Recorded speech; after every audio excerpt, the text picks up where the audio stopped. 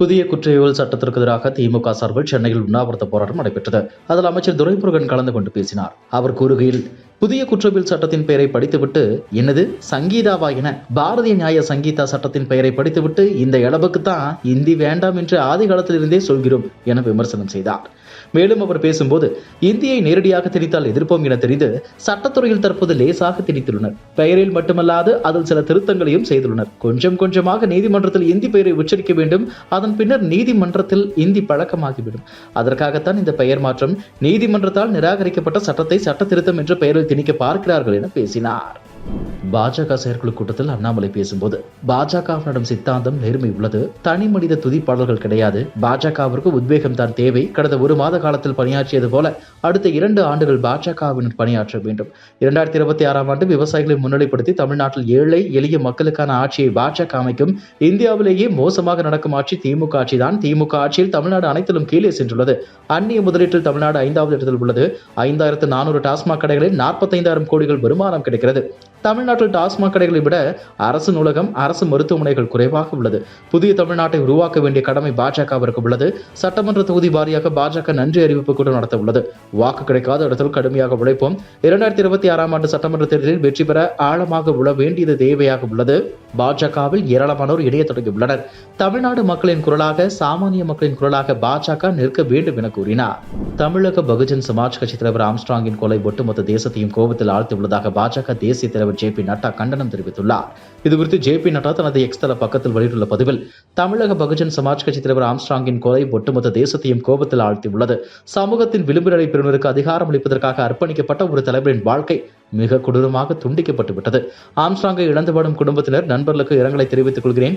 குற்றவாளிகளை விரைவில் தண்டிக்க வேண்டும். 24 மணி நேரமும் அற்ப அரசியலில் ஈடுபடுவதை விடுத்து திமுக, காங்கிரஸ் கொஞ்சம் கருணை காட்டுவது நல்லது என குறிப்பிட்டுள்ளார். பகுஜன் சமாஜ் கட்சியின் மாநில தலைவர் ஆம்ஸ்ட்ராங் வெட்டி படுகொலை செய்யப்பட்ட சம்பவம் பெரும் பரபரப்பை ஏற்படுத்தியுள்ளது. இந்த சம்பவம் தொடர்பாக 8 பேரை கைது செய்து காவல்துறை விசாரணை நடத்தி வருகின்றனர். இதில் ஆற்காடு சுரேஷ் கொலைக்கு பழிவாங்கும் நோக்கில் ஆம்ஸ்ட்ராங் கொலை செய்யப்பட்டுள்ளதாக கைதானவர்கள் பரபரப்பு வாக்குமூலம் அளித்துள்ளனர். இதனிடையே ஆம்ஸ்ட்ராங்கின் உயிருக்கு ஆபத்து என உளவுத்துறையும் குற்றப்புலனாய்வு பிரிவும் 3 முறை எச்சரித்ததாக தகவலும் வெளியாகியுள்ளது. குத்துச்சண்டை தெரிந்த ஆம்ஸ்ட்ராங்கை எப்படி கொலை செய்வது என திட்டமிட்டே அரங்கேற்றியுள்ளனர்.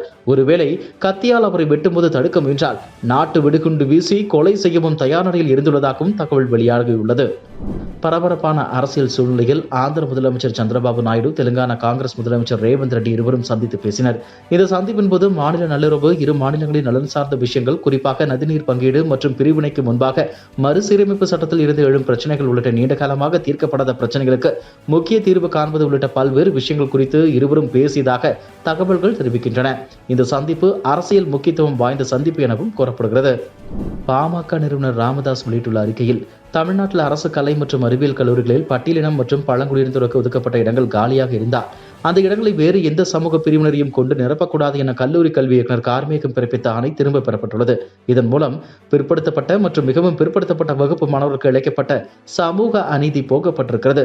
சமூக நீதிக்கு துரோகம் இழைக்க முயன்றதாக தமிழ்நாட்டு மக்களிடம் தமிழக அரசு மன்னிப்பு கேட்க வேண்டும். கல்லூரி கல்வி இயக்குநரை அப்பதவியிலிருந்து உடனடியாக நீக்கிவிட்டு சமூக நீதியில் அக்கறை கொண்ட ஒருவரை அந்த பதவியில் அமர்த்த வேண்டும் என்று வலியுறுத்துகிறேன் என குறிப்பிட்டுள்ளார்.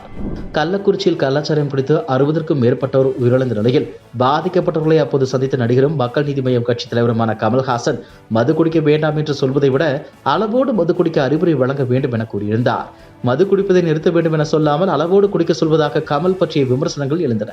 இந்த நிலையில் அவர் நடித்த இந்தியன் 2 படத்தின் ப்ரமோஷன் நிகழ்ச்சியில் பங்கேற்ற அவரிடம் கள்ளச்சாராயம் பற்றி செய்தியாளர்கள் கேள்வி எழுப்பினர்.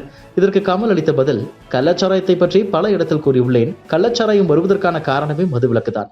இது உடலுக்கு கெடுதல் என அனைவருமே மனதில் முடிவு செய்ய வேண்டும். விஷம் இதுதான், இதனை உண்ணக்கூடாது என்னும் உணர்வு பொது வெளியில் வர வேண்டும். அப்போதுதான் இது போகும். மது விலக்கு பண்ணி வைத்தால் கள்ளச்சாராயம் அதிகமாகும். அதனால் கள்ளச்சந்தைகள் பெருகும், கள்வர்கள் பெருகுவார்கள் என அவர் கூறினார்.